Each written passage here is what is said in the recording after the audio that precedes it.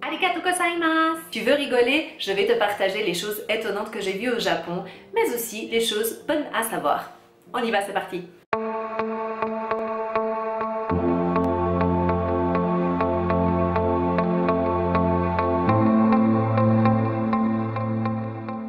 Hello toi et bienvenue sur ma chaîne Une Nana in London.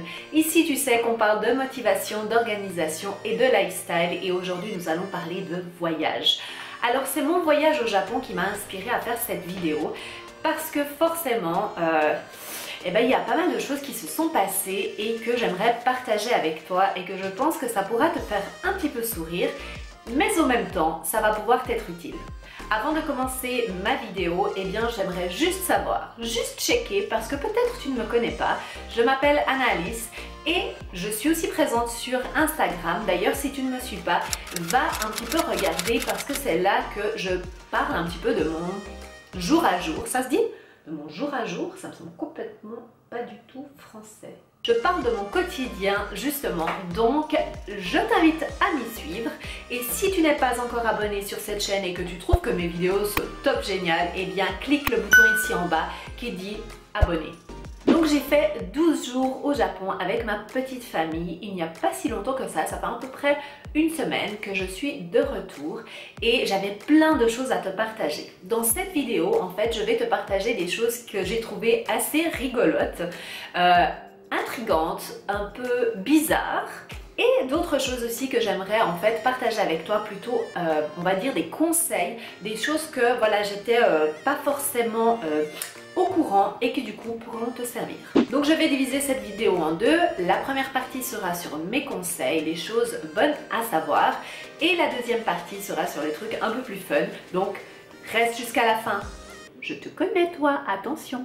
Alors première petite chose, ça commence dès le voyage. Alors cela pas forcément que pour le Japon, mais en l'occurrence le Japon, il faut savoir qu'il y a 8 heures de décalage par rapport à l'heure européenne à Londres. Et du coup, ça te déstabilise un tout petit peu. Parce que quand tu es censé dormir, là-bas tu es réveillé et quand tu es censé être réveillé, là-bas tu dois dormir. Mon conseil, c'est dès que tu rentres dans l'avion, fais comme si tu étais déjà dans le pays que tu vas visiter. Donc si c'est l'heure de dormir, essaye de dormir. Je sais, c'est pas facile. Et si tu as des enfants, essaye de faire vraiment la routine du soir que tu as à la maison. Donc c'est-à-dire peut-être prendre son pyjama, lui donner son doudou, lui lire une histoire. Essaye au maximum de garder cette routine pour l'avion. De cette manière, en fait, tu vas déjà habituer ton corps dès l'avion parce que dans l'avion, il y a une espèce de trucs qui se passent où on ne sait plus trop quelle heure on vit. Hein. Je ne sais pas si toi tu es d'accord, mais surtout quand c'est des longs vols de plus de 5 heures, tu perds un petit peu la notion du temps. Justement, profite de ça pour pouvoir t'adapter directement. Ça ne sera que plus facile après sur place, crois-moi. Dès que tu sors de l'avion, voici mon conseil numéro 2, va éteindre tes données à l'étranger. Plus de roaming, sinon ka-ching, ka-ching, ka-ching. On n'aime pas ce bruit-là.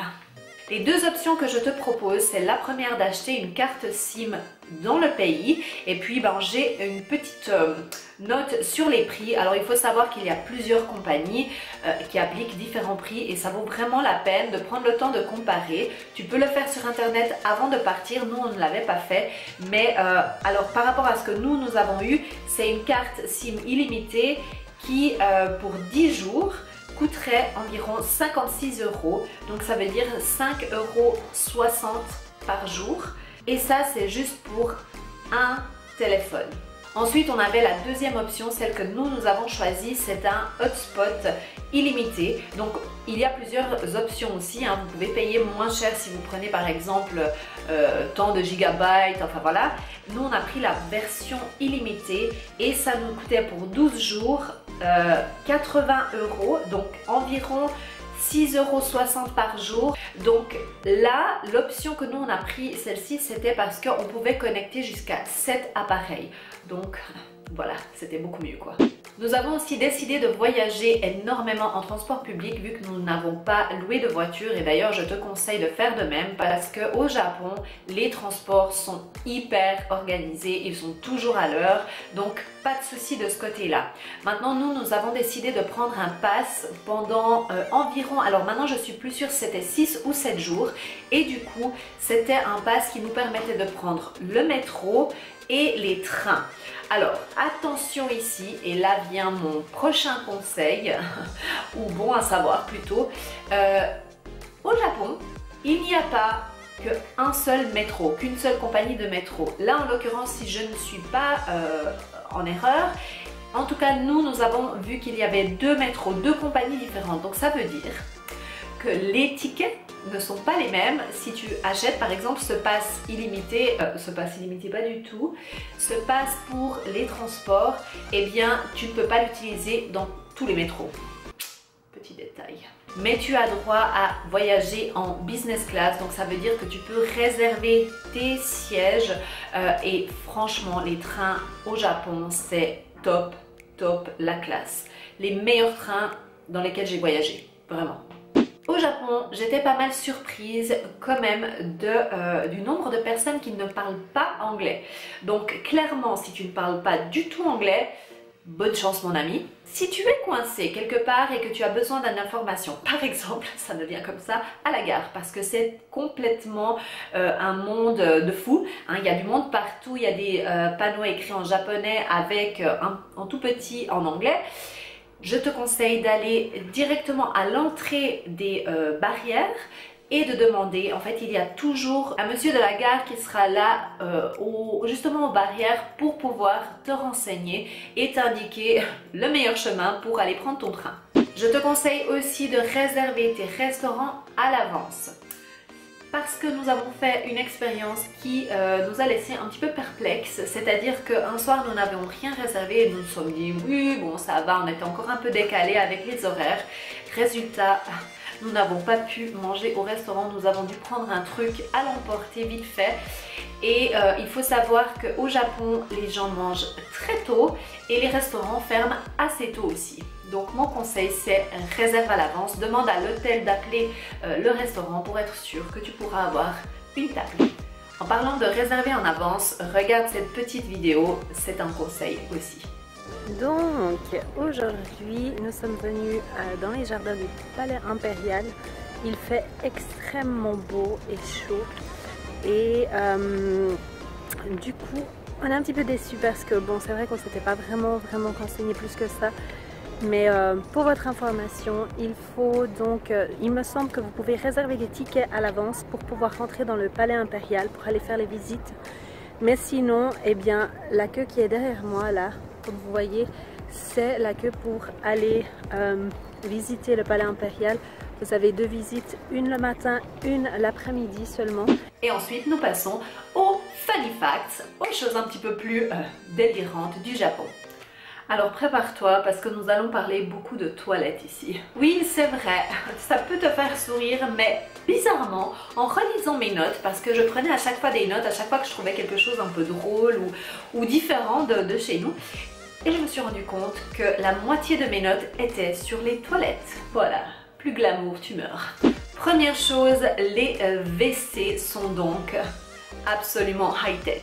Il faut savoir qu'au Japon, ils sont à fond dans la technologie et les WC n'y ont pas échappé. Donc nous avons des WC, attention mesdames et messieurs, chauffants. Oui, alors je peux te dire que c'est hyper agréable. Ça peut paraître un détail, hein, mais c'est hyper agréable. Et en plus, attention, il te nettoie le derrière. Si tu veux, c'est le WC toute option quoi.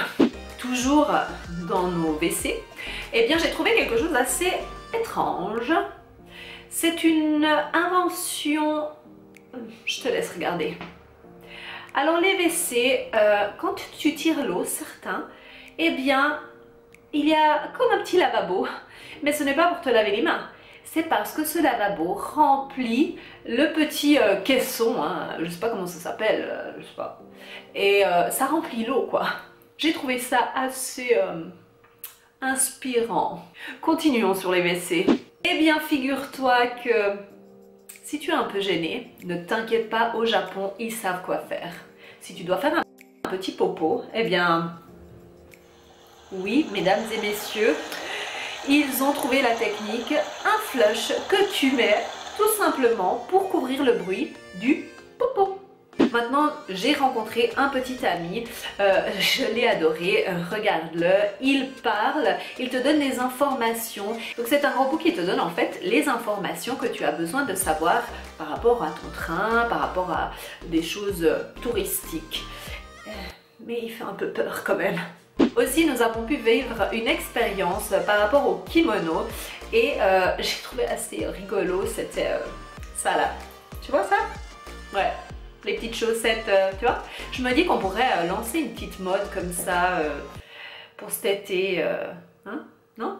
On a déjà les claquettes avec les chaussettes, donc pourquoi pas les Havaianas avec les chaussettes? Dernier petit fun fact, on retourne au WC.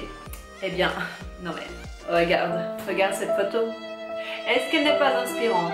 J'étais morte de rire. Donc, si jamais tu ne sais pas comment t'asseoir sur un WC, eh bien, regarde.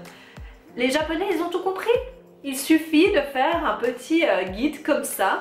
Et comme ça, tu sais comment t'asseoir sur le WC. Pas à l'envers, pas les pieds dessus. Comme ça. Là, comme ça. Donc voilà, ma vidéo est à présent terminée. J'espère qu'elle t'a fait sourire. Et puis que du coup, tu as appris quand même quelque chose.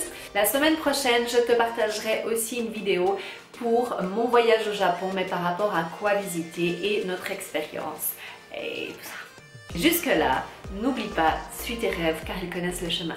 Bye. Non, toujours pas. Est-ce que le film? Ah oui. Mais je bloque là. Complètement, j'arrive plus à parler. Non mais, mais, enfin, voilà, je sais pas quoi dire. Arigatou gozaimasu.